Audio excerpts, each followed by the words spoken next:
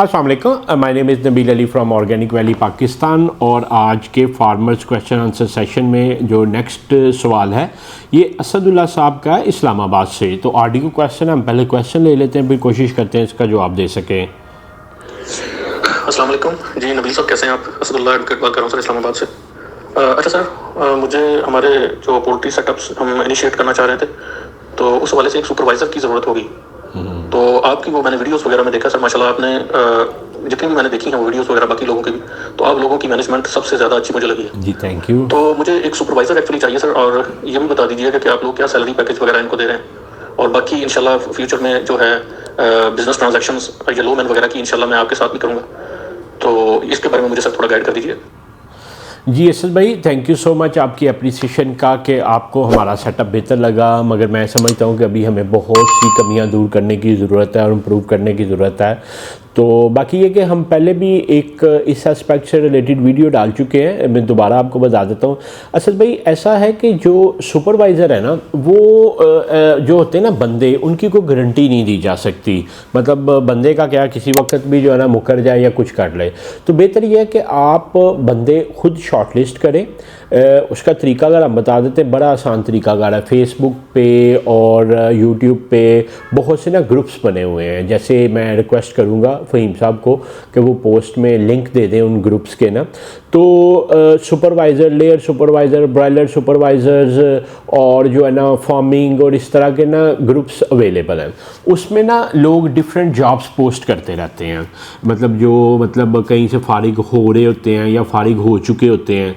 तो आप उधर से उनको सॉर्ट आउट कर सकते हैं, कॉल कर सकते हैं, उनका टेलीफोनिक इंटरव्यू कर लें। और इंडस्ट्री में तरीकाकार ये चलता है कि आप उनको 1000, 1200, 1500 रुपये किराया भेजें तो वो आपके पास आ जाते हैं। फिर आप इनकी इन पर्सन जो है ना असेसमेंट कर सकते हैं।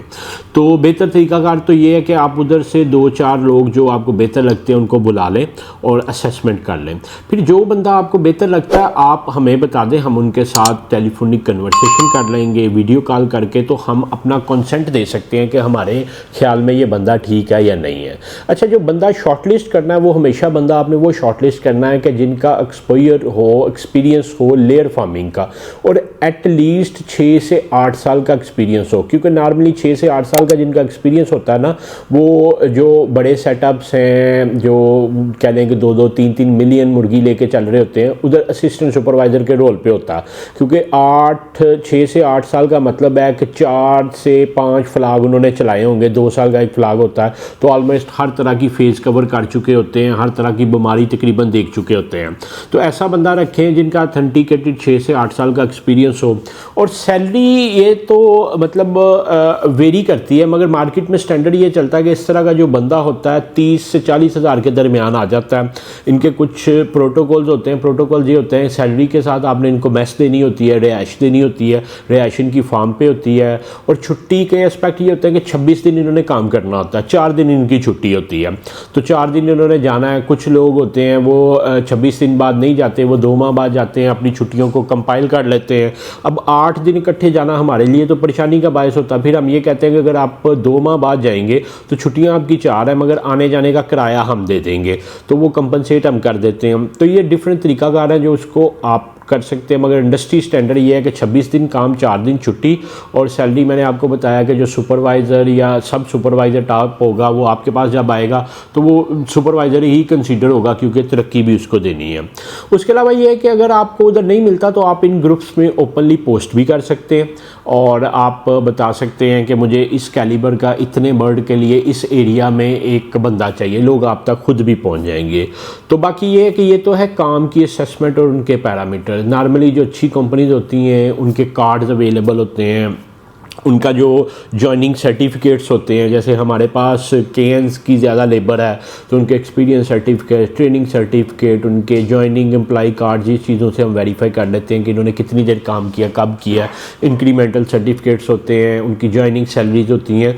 तो ये सारे जो है ना आप उनकी असेसमेंट कर सकते हैं।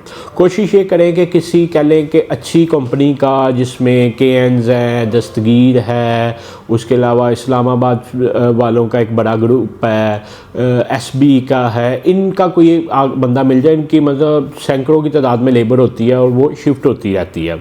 तो अगर इन फार्म्स का कोई ट्रेंड बंदा मिल जाए तो इनके ऑपरेशन पाकिस्तान में बड़े अच्छे हैं और इन्होंने लोगों को अच्छा सिखाया होता। उसके बाद ये है कि ये तो थी उनकी प्रोफेशनल असेसमेंट। पर्सनल असेसमेंट्स कुछ नहीं कहा जा सकता, बंदा किसी तरह का भी हो सकता है, बंदा तो बंदा होता है, तो वो आपने खुद देखना है कि उसकी इंटरपर्सनल स्किल्स कैसी हैं, वो क्या अमानतदार है नहीं है, तो ये सारी चीज़ें आप उनकी असेस कर सकते हैं। और एक चीज़ फार्मर ज़रूर याद रखिएगा, आपने अगर काम करना है तो प्रोफेशनल बंदा रखें। ये जो होता है ना कि मेरे मामू का ड्राइवर था, उसका बेटा नहीं है तो हमने उनको रख लिया, या फ़लाँ मुलाज़म था वो उधर नहीं चल रहा तो इधर चल जाए, तो मतलब किसी पे तरस ना खाइएगा। तरस इसलिए ना खाइएगा कि ये लाइफस्टाइल का काम है, और तरस खाने के बाद अल्टीमेटली आप अपना टाइम और पैसे का ज़िया करके तो आप इस तजर्बे पे पहुंचेंगे कि आपको तजर्बाकार बंदा ही रखना चाहिए था। तो ये वो एक्सपीरियंसेस है जो हमने करके देखे हैं। चैरिटी करनी है, बिज़नेस से बाहर चैरिटी करें, जितनी मर्ज़ी करें, मैं आपको सजेस्ट नहीं करूँगा कि रुके, मगर काम में कोई चैरिटेबल पर्सन नहीं आपने रखना कि यार ये सीख जाएगा, यार ये मेहनती है ये सीख लेगा ना। इट्स अ लाइफस्टाइल, आप 1 घंटे की भी गलती बर्दाश्त नहीं कर सकते। तो तजर्बाकार बंदे रखें और उसकी सैलरी को इस तरह एवेल्यूएट ना कीजिएगा कि आप उसको पे कर रहे हैं उसके काम का। चूँकि हमारे जो लुमन के फार्मर्स हैं 90% फार्मर्स जो है वो नए फार्मर्स हैं, तो आपने इस तरह एवेल्यूएट करना है कि जो सैलरी आप उनको दे रहे हैं वो आप उनको काम की भी दे रहे हैं और ख़ुद सीखने की भी दे रहे हैं।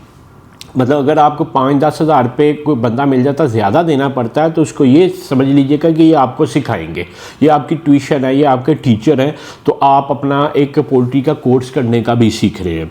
तो अगर मतलब आप कहेंगे कि ये पैसे इतने ज़्यादा ले रहा है, तो अच्छा बंदा अच्छे पैसे लेता है, और यकीन जाने 1 दिन की प्रोडक्शन जस्टिफाई कर जाती है उसके पूरे महीने की जो है ना सैलरी। फॉर एग्जांपल अगर अच्छा बंदा और आपकी 10% प्रोडक्शन उससे बेहतर आ रही है और पूरा महीना आ रही है, तो it's a very much justified ना। तो हमेशा कोशिश ये कीजिएगा कि जो है ना अच्छा और जो है ना प्रोडक्टिव बंदा रखें, थोड़ा मार्केट रेट से ज़्यादा पे रख लें, वो आपको पे बैक करेगा। और कंप्रोमाइज्ड पर्सन कभी ना रखें, कंप्रोमाइज्ड पर्सन आपको आपके विजन में, आपके बिज़नेस में बहुत पीछे ले जाएगा, ये मेरा तजर्बा। तो मैं उम्मीद करता हूँ कि देखने वालों को हमारी आज की बात का फ़ायदा हुआ होगा। बाकी आप लोगों का भी अगर कोई सवाल हो तो नीचे दिए गए नंबर 0300 9641 990 पे आप व्हाट्सअप करें। इंशाल्लाह we will try our level best कि आप तक एक क्वालिटी आंसर पहुँचाएँ। आपका वीडियो देखने का बहुत शुक्रिया।